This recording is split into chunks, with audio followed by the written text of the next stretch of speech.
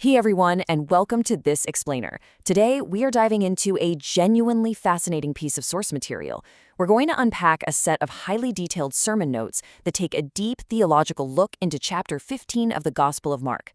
But what makes this analysis so captivating isn't just the historical breakdown of the biblical text. It's how the author brilliantly connects ancient historical theology with some incredibly profound everyday self-reflection.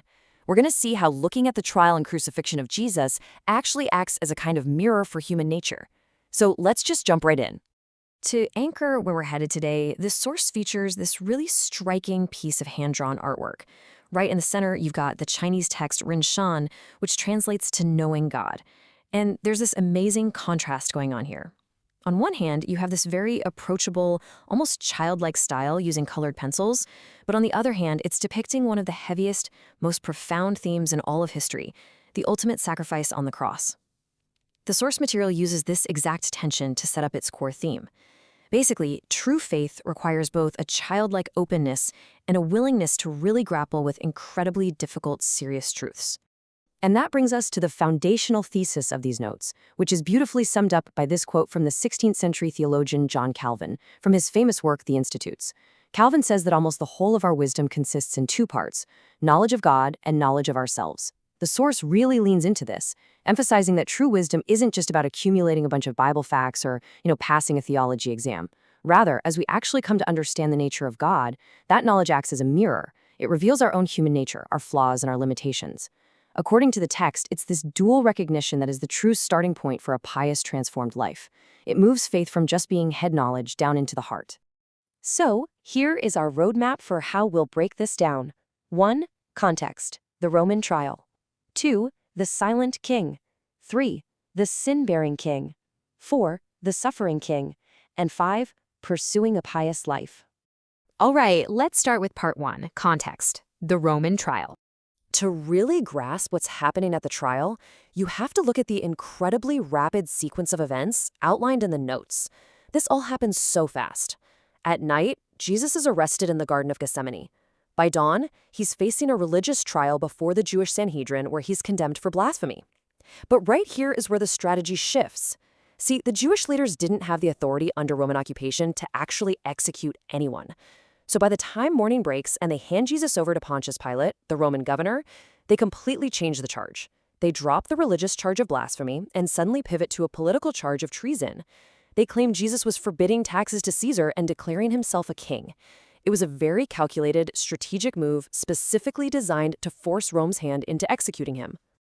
With that context in mind, we hit the first of 3 mirror sequences. Section 2, the silent king.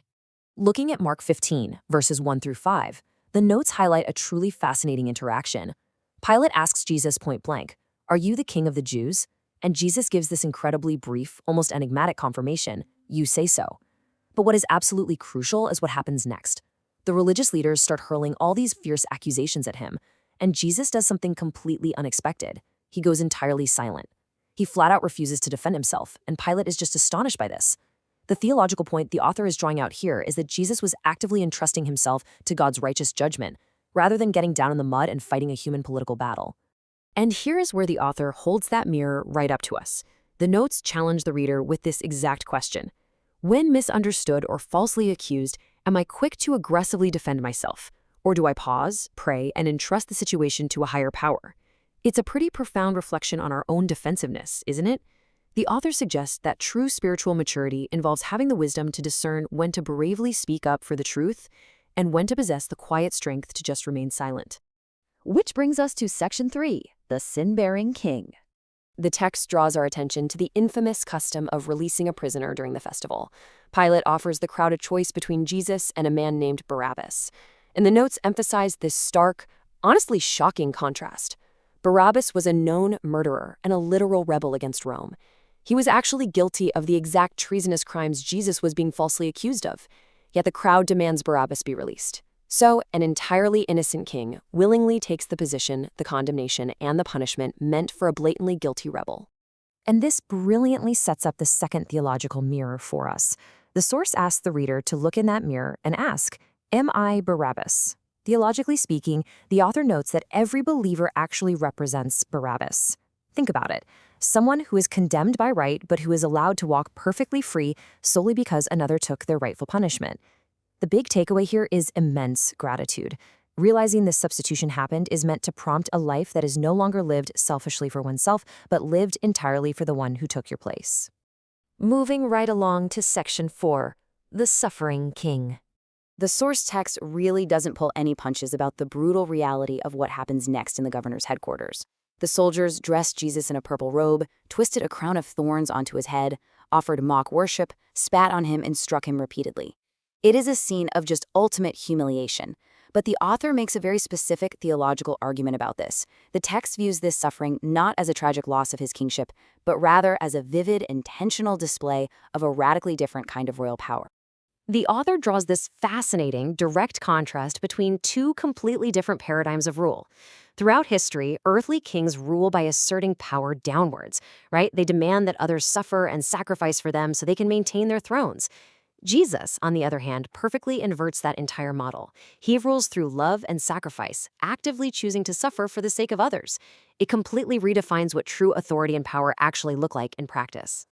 To deepen this reflection, the author brings John Calvin back in with this incredibly heavy quote, "Our sins are the hammer that nailed Christ to the cross."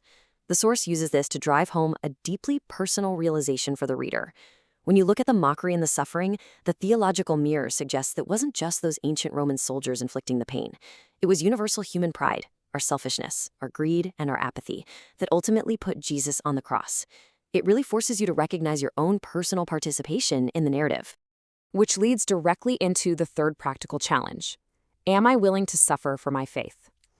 If the king you follow willingly endured ultimate mockery and loss, the author asks, are you willing to face even minor inconveniences for the truth? Are you willing to be seen as an outsider by your peers? Are you willing to lose earthly benefits or financial advantages for the sake of your convictions? It's a really tough, powerful metric for self-reflection. And finally, we arrive at Section 5, Pursuing a Pious Life. The author summarizes the ultimate takeaway by pointing to this powerful passage from Hebrews 12:2. It talks about Jesus enduring the cross and scorning its shame for the joy set before him. The source notes argue that looking at the crown of thorns should do two things at exactly the same time. It should reveal the incredibly severe weight of human sin and simultaneously the unfathomable depth of divine love. Understanding that dual reality, that's what empowers a person to cast off the things that hinder them and run their race with endurance and, amazingly, with joy. And that brings us full circle right back to the beginning of the author's notes, ending with this final provocative thought. Referencing the ancient call in Hosea chapter 6 to press on to know the Lord, the source leaves us with a critical question. In our hyper-information-saturated age, are we pressing on just to accumulate mere knowledge? Just collecting theological facts so we can feel smart? Or are we allowing that knowledge to act as a mirror, fundamentally transforming our hearts and producing true piety and selflessness in our daily lives? It is a fantastic question to leave you with today. Thank you so much for joining me on this explainer, and keep pursuing the truth.